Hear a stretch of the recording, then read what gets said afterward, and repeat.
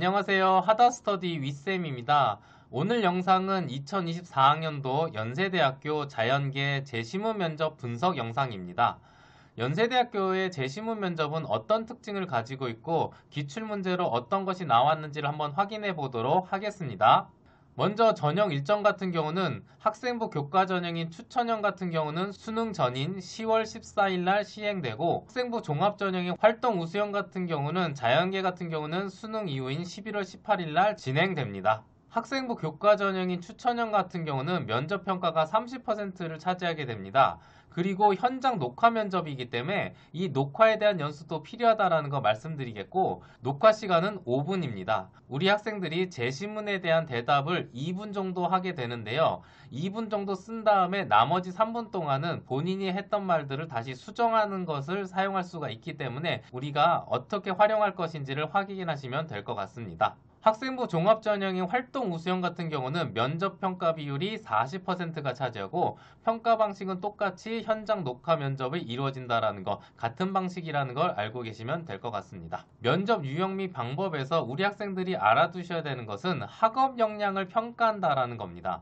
여기서 학업 능력이라는 것은 우리 학생들이 고교 생활하면서 학업을 어느 정도 충실하게 했는지 그런 것을 확인하기 때문에 어느 정도의 기반 지식을 가지고 계셔야 된다는 걸 알고 계셔야 될 것 같습니다. 다음으로 기출문제 분석을 해보도록 하겠는데요. 2023학년도 추천형 기출문제를 먼저 보여드리고 있습니다. 추천형 같은 경우는 활동 우수형보다는 재시문의 길이가 짧습니다. 여기서 짧다라는 건 정보가 적다라는 거고, 여기서 정보가 적다라는 것은 본인 학생들이 가지고 있는 지식들을 가지고 질문에 대한 대답을 하셔야 된다는 걸 알고 계시면 되겠습니다. 문제를 한번 보게 되면 원자 내에 존재하는 전자가 불연속적인 에너지 준위를 가지고 있음을 설명하라고 되어 있습니다.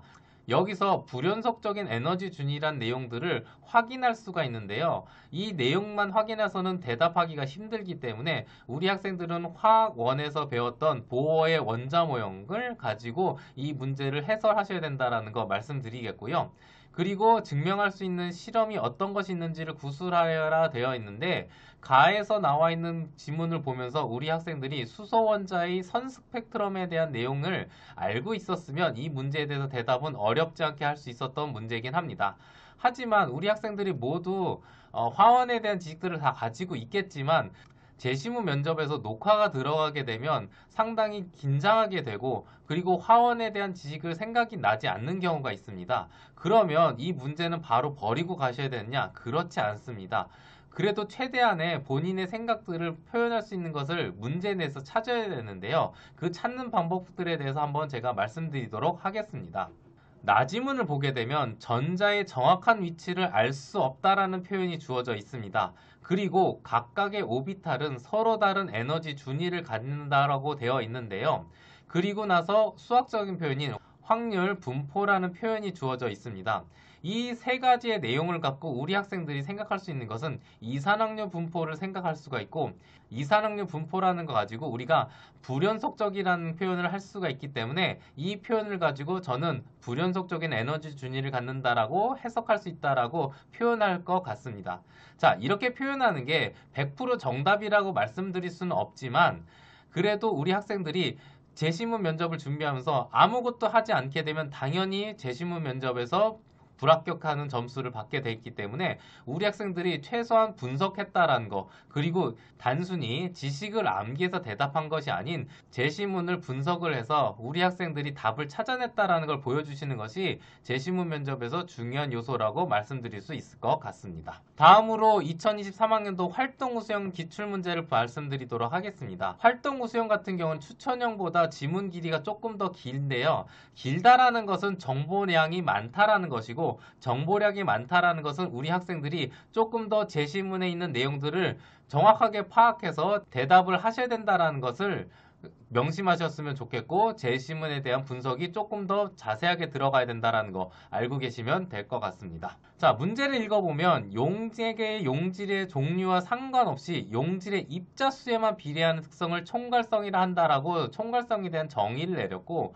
그럼 이 총괄성이 있는 개념을 우리가 지문에서 찾아야겠죠. 총괄성이라는 것은 용질의 입자 수에만 비례한다라고 되어 있기 때문에 우리는 용질의 입자 수가 많게 되면 밀도가 증가하고 농도가 증가한다라는 걸 알 수가 있기 때문에 나지문에서 밀도가 크게 되면 어는 점이 매우 낮아진다라는 표현이 있기 때문에 당연히 여기서 어는 점이 매우 낮다라는 것이 총괄성의 한 특징이 된다는 걸 알 수가 있습니다.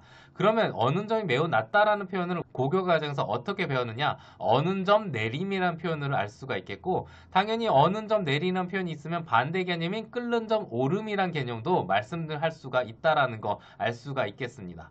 그리고 라지문에선 농도의 기울기에 의해 확산과 삼투라는 표현이 있기 때문에 우리 학생들 쉽게 여기서 삼투압이라는 표현을 알 수가 있겠고, 삼투압이 총괄성의 한 특징이라는 것을 알 수가 있다는 걸 말씀드릴 수 있겠습니다. 다음으로 총괄성과 관련 있는 현상을 모두 제시하고 설명하시오 되어 있습니다.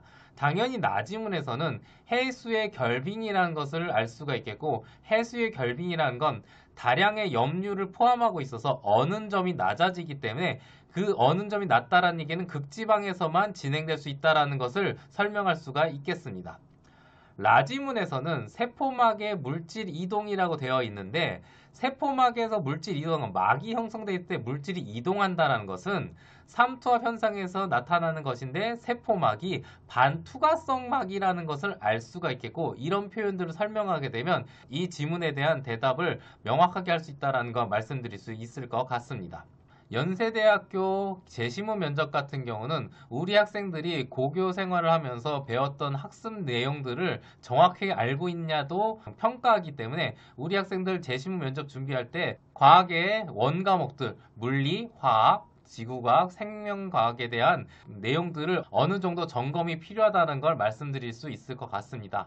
그리고 활동 우수형 같은 경우는 재시문을 준비하는 시간이 추천형과 똑같지만 지문의 길이가 길기 때문에 정확하게 파악하는 능력이 중요하다는 거 말씀드릴 수 있겠고, 이 또한 고교 생활에서 배웠던 학습 내용들을 확인하시는 게 필요하다는 거 말씀드릴 수가 있겠고, 기존 지식보다는 지문에 있는 내용들을 정확하게 파악해서 표현해야 된다는 것까지 말씀드릴 수 있을 것 같습니다. 이번 연세대학교 재시문 면접 영상을 준비하면서 학생들에게 도움이 될 수 있도록 최대한 노력을 했고요. 이 영상을 보시고 연세대학교 재시무 면접이 어떻게 이루어져 있고 어떤 특징을 갖고 있는지를 우리 학생들 알고 가셨으면 좋겠고, 우리 학생들 연세대학교 재시무 면접 잘 준비할 수 있게끔 도움이 되는 영상이기를 바랍니다. 그러면 다음 시간에 뵙도록 하겠습니다. 안녕히 계세요.